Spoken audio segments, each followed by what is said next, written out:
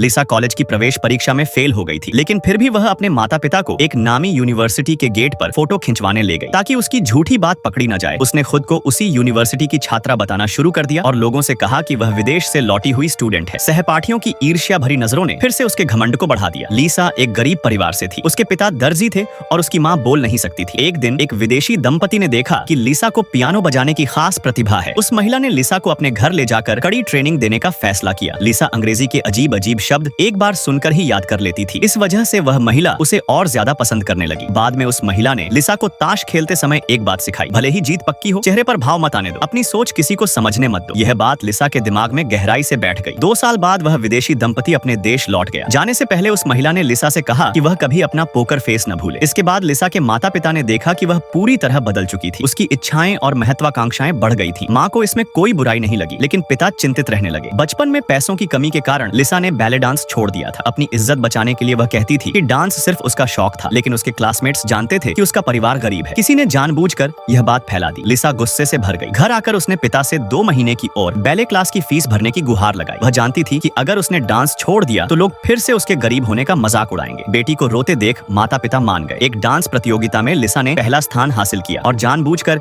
इशारों की भाषा में उस लड़की को चिढ़ाया जिसने उसके बारे में बुरा कहा था, लेकिन सामने वाली लड़की को कुछ समझ ही नहीं आया। हाई स्कूल में लिसा पढ़ाई में अच्छी थी, फिर भी उसने जानबूझकर आर्ट्स चुना। उसकी पेंटिंग्स देखकर टीचर्स ने कहा कि उनमें आत्मा नहीं है, सिर्फ घमंड है। फिर भी लिसा बोली कि जो वह तय कर लेती है उसे पूरा करके ही छोड़ती है। कुछ समय बाद उसका स्कूल के म्यूजिक टीचर से रिश्ता बन गया। जब स्कूल को यह पता चला तो टीचर ने उल्टा लिसा पर ही आरोप लगा दिया कि उसी ने उसे फंसाया। लिसा कुछ कह भी नहीं पाई और उसे स्कूल बदलना पड़ा। नई स्कूल में ट्रांसफर लेना मुश्किल था। पिता ने बेटी के भविष्य के लिए खुद को झुका लिया। फीस देकर वे जल्दी चले गए। लिसा ने रोते हुए इशारों में अपने पिता से माफी मांगी। क्लास में वह अक्सर खिड़की के बाहर देखती रहती थी। पढ़ाई में उसका मन नहीं लगता था। एक दिन वह क्लास से बीच में ही निकल गई और बहुत अकेलापन महसूस करने लगी। उसने अपनी माँ को फोन कर दिल हल्का किया। मॉक टेस्ट और फिर एंट्रेंस एग्जाम, सब में वह बुरी तरह फेल हो गई। तभी उसके पिता ने फोन करके रिजल्ट पूछा। पिता की आवाज में उम्मीद सुनकर लिसा ने झूठ बोल दिया कि उसका कॉलेज में एडमिशन हो गया है। अपने झूठ को सच दिखाने के लिए वह एडमिशन वाले दिन यूनिवर्सिटी के गेट पर अपने माता पिता से मिली और फोटो खिंचवाई। पिता ने जो फीस दी उससे उसने असल में कोचिंग क्लास ज्वाइन कर ली। थकान होने पर वह उसी झूठी फोटो को देखती रहती थी। कॉलेज में एक लड़की लूसी ने उसे फ्रेशर समझ लिया और मैगजीन क्लब में बुलाया। लिसा डर गई और मना कर दिया, लेकिन बाद में लूसी ने उसका नंबर ले लिया। कॉलेज का माहौल देखकर लिसा को बहुत जलन हुई। इज्जत बचाने के लिए उसने फिर झूठ बोला कि वह अमेरिका से लौटी हुई स्टूडेंट है। लूसी ने भरोसा कर लिया। धीरे धीरे लिसा कॉलेज लाइफ में घुलने लगी। पैसे खत्म होने पर वह घर से झूठ बोलकर पैसे मंगवाती रही। कोचिंग के टेस्ट में वह फिर फेल हो गई। उधर कॉलेज में उसकी सुंदरता के कारण वह लड़कों में लोकप्रिय हो गई और उसका एक बॉयफ्रेंड बन गया। लेकिन पढ़ाई और जिंदगी दोनों बिगड़ती जा रही थी। 1 साल बाद उसका बॉयफ्रेंड न्यूयॉर्क पढ़ने जाने वाला था। उसने लिसा को भी साथ चलने का वादा किया। लिसा ने फिर अपने माता पिता से झूठ बोला और विदेश जाने के नाम पर पैसे ले लिए। एयरपोर्ट पर बॉयफ्रेंड को उसकी माँ का फोन आया। उन्होंने कॉलेज रिकॉर्ड चेक किया था, उसमें लिसा का नाम नहीं था। उन्होंने बेटे को तुरंत वापस आने को कहा। उस पल लिसा को अब भी नहीं पता था कि उसका झूठ आखिरकार सब कुछ छीनने वाला है। Subscribe for part 2।